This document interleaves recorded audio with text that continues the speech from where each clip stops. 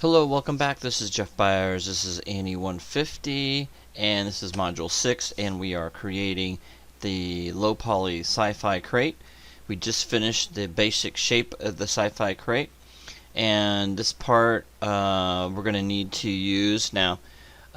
We have the low poly crate here that's cleaned up and finished and ready to go. So that's what that looks like. I think we have all that finished, and what we want is the low poly before we deleted the lines, so we need to have that.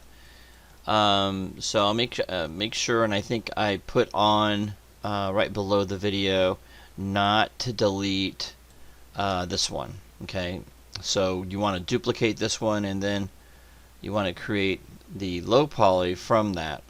Okay, so that's what that looks like. We can't use this, meaning that this is the low poly, this is what the finished model looks like. But what we're going to do is we're going to create a smaller version of this so we can eventually set dress a sci-fi hallway that we're actually going to create.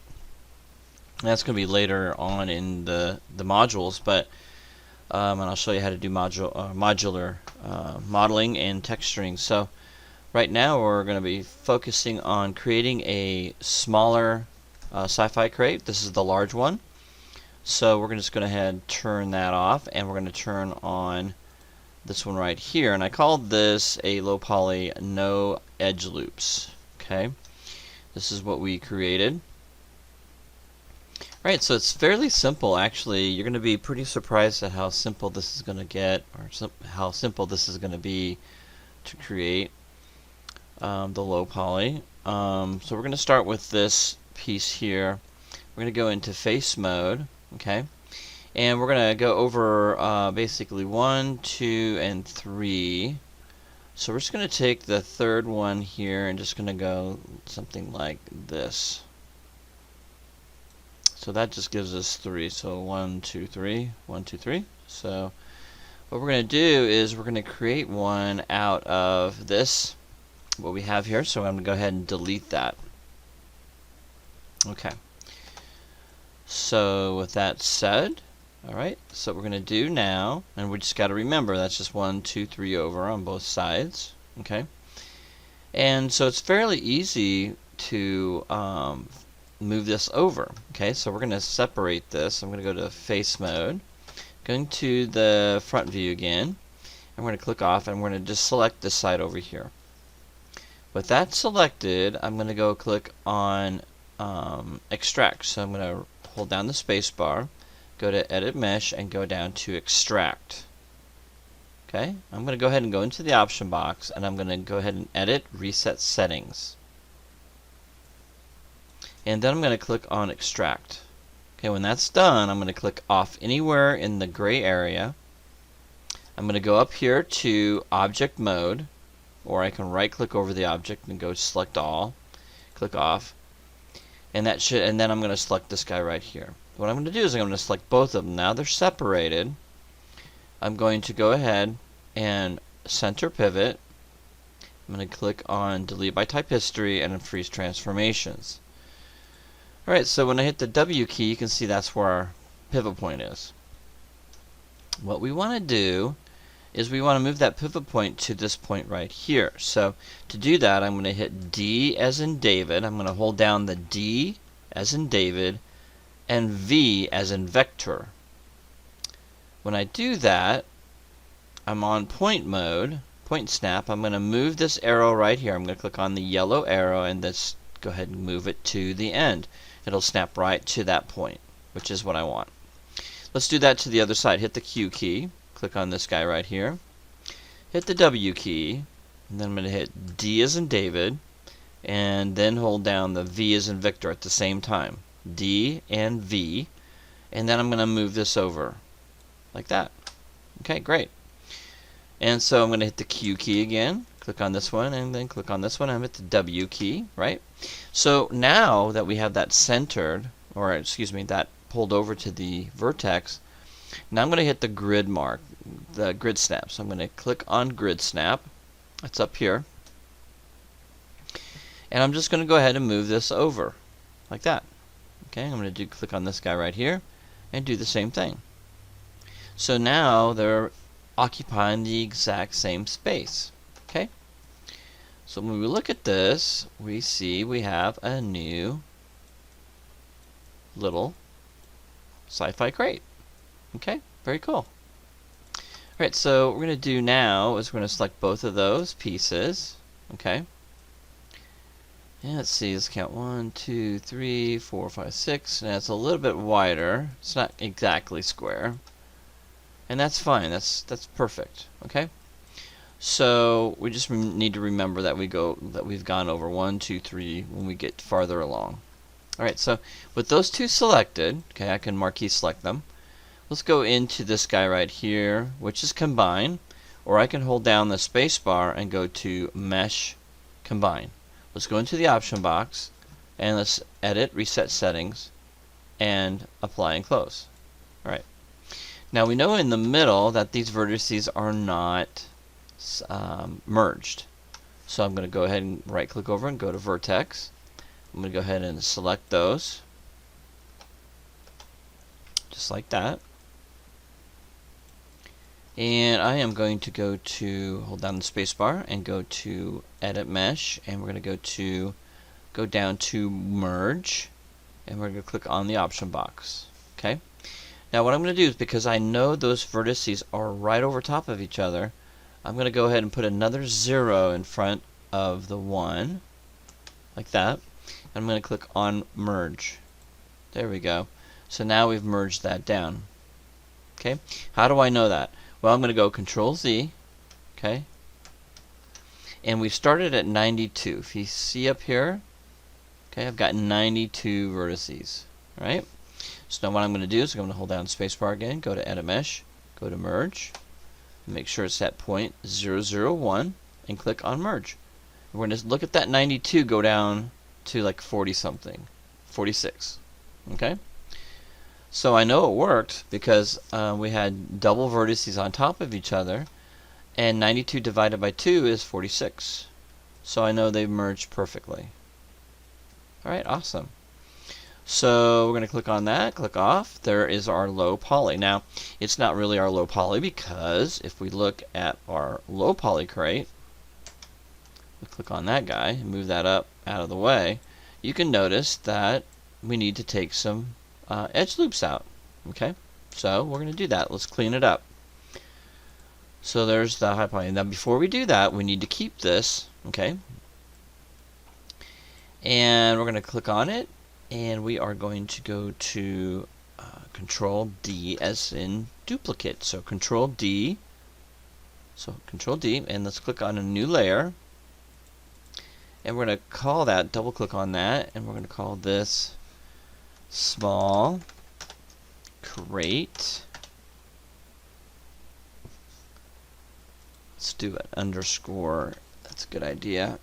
Small underscore crate underscore duplicate. Here we go. Alright, so now we're just going to go ahead and delete the edges and vertices that we don't need. Now, we can't delete supporting edges and vertices because that could cause a problem, but I know which ones we can select. Okay, these are not needed for any reason, so I'm just going to hit the Q key, and I'm going to hold down the Shift key, and I'm going to go ahead and double click all the way down like this. And it's very simple. And we're going to do a Control Delete. Okay, let's turn that off. Here we go. Might have messed up here. Let me go back. All right. Click on this guy right here. Okay, and it looks like there's something underneath. There we go. All right, so click on it again. Let's try this again. Make sure you turn off your layer that you just created so you don't have any issues. Plus, I might want to just do this just in case. Yeah, that's good. It looked like it duplicated, which I wanted, but I want to make sure it goes into the layer, so I got to watch that. Alright, so that looks good. I'm going to do a Control Delete again, and that should take care of those. And then on here we can't delete this edge because that supports that corner there. But we can delete all these guys all the way down. And we can't delete this one. Okay. So there's only a few select ones we're allowed to delete. So I'm going to do Control Delete on that. And this side over here. Start over here. Now make sure it's not selected or supporting anything, and it's not. So we're going to go ahead and double click on all these as well. Right, that looks pretty good. And we're going to do a Control Delete. There we go. So we've created a low poly. That looks really good. I like that. Just double checking everything. Alright, cool. So there's our low poly. Alright. And we are going to save that. Let's go ahead and delete the history on that and all that. So let's center pivot, delete history, and freeze transformations. And let's go ahead, and I always like duplicating this again so I don't ruin it. So I'm going to go Control D, and then I'm going to go ahead and go into this layer, just create a new layer, double click on that one, and this is going to be our small low poly, and we're going to call it FIN for finished. So that's going to be our finished one. Save. There we go. And there it is. And this one that we have, we'll just keep that as a duplicate. So I'm going to go ahead and select it and click on the new layer, double click on this layer, and we'll just call this low poly original. So now we have a bunch of them just in case we mess things up. Alright, so that's low poly original. Perfect, and we can turn that off as well. There we go. So alright, so we've got the small, and this is something we're gonna be using later when we go into and create our high poly. We're not interested in creating a high poly, but we have to keep this object, okay? So we'll get into this a little bit later. Make sure you keep it. So this is what we ended up with. Very cool. So when you give me your turn in, we're going to put both of those together, but let's keep that in the middle. And what I'm going to do is I'm going to click on handles and latches. Now what's nice about this is that I can go ahead and select those, right? They don't match anything. It's okay. We're going to do some fun stuff here. It's going to be pretty easy. So with that handles and latches that I created for the big one, for the big box, now we're going to reuse these for the little box. It's going to be pretty cool. Alright, so for the little box, we're not going to have the middle one, but we can get rid of that pretty easily. So what I'm going to do is I'm going to duplicate this. Okay, so I'm going to go Control D. I'm going to click on a new layer. Whoops, accidentally did two of them. Which one did it put it in? The last one. Okay, alright. So this one I can get rid of. Alright, delete that one. There we go. Alright, so we're going to take this, double click on it, and rename it something like small latches and handles. Alright, and save that. And we're going to close the original handles and latches for the big one, so I'm going to click off that. And so if I click on that, just actually select it and just move it, it'll move everything. So what I want to do now is I want to separate. So I want to separate all these pieces. Okay, so I'm going to click on this icon right here called extract. Now I don't know, no, that's not the same as separate. Let's go ahead and do this. Let's click on it and go to mesh separate. Okay, separate. So Maya remembers, if you built the object in Maya, it's going to remember how you combined it. It's a really cool little tool that understands the scripting of it, and it realizes that it was done in Maya, was combined in Maya, so now you can separate it, and you don't have to use the extract tool, which is pretty cool. Alright, so what I'm going to do is I'm going to select these guys. Okay, just highlight these guys right here because those are all one unit, and I'm going to combine them. And then I'm going to go to the side over here, do the same thing, combine that. Pretty easy to do. And on these latches, or excuse me, I think that's, no, it's not a latch. What do you call that? A bolt or something? Anyway, we're going to click on that bolt, and we are going to combine it. There we go. And we're going to select this guy over here, same thing.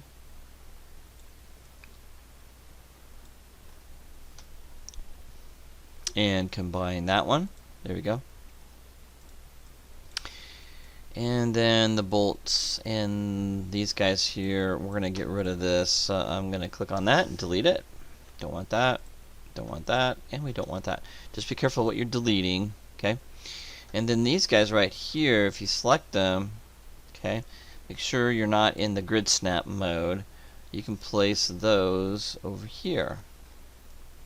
And those will match up really nicely. And we can reuse that. Okay, very cool. So I'm going to go to the front view and get that centered a little bit better.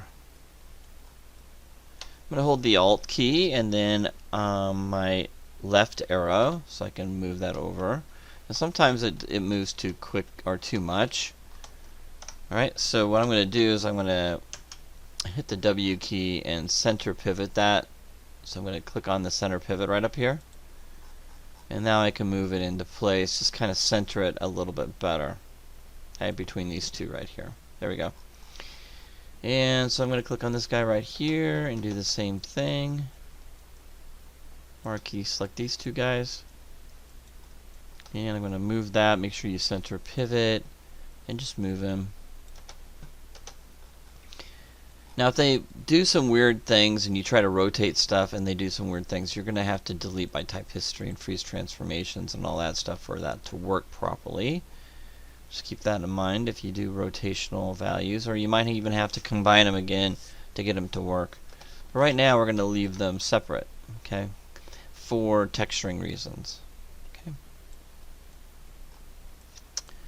Right, so these guys, all they need to be is pushed to the side or the back or whatever you want to call that. That would be the side area, I think. I'm going to place these pretty close to the surface. We don't want too much of a gap there, if any. Alright, great. And then we'll click on this guy right here. Move that over. We're in the front view. Okay, great. We don't want to intersect. That's not a good idea. You get a better dramatic shadow if you don't intersect.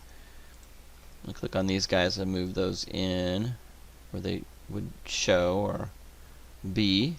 Okay, we'll do that one right there. And we'll do this one right over here. Now I remember what it's called. It's called a hinge. Couldn't for the life of me figure out, remember what it was. Click on that one.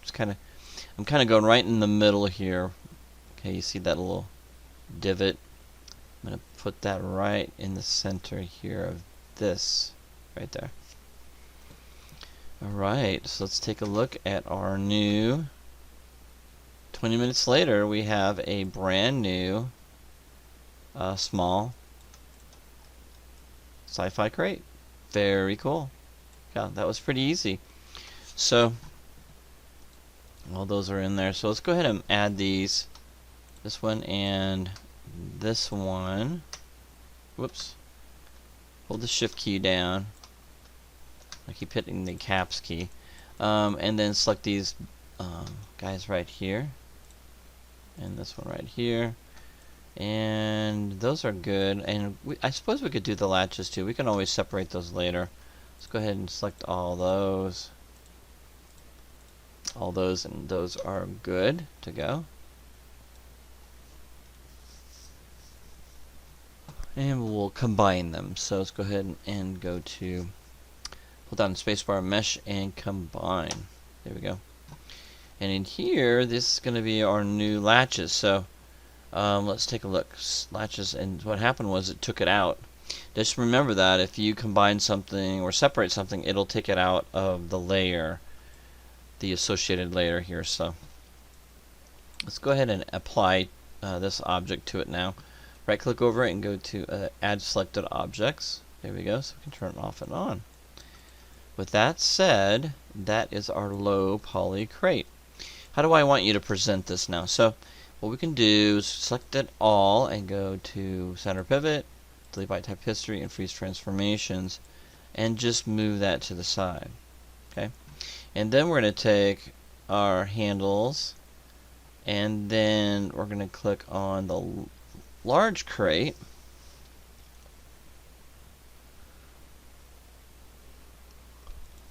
There we go. Let's move that, keep moving that over a little bit.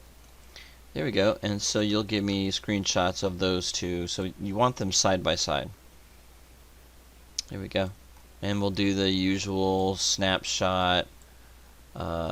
Make sure you compose your scene really good so I can see both the perspective of each, right? So it's up to you. We need to get some good shots.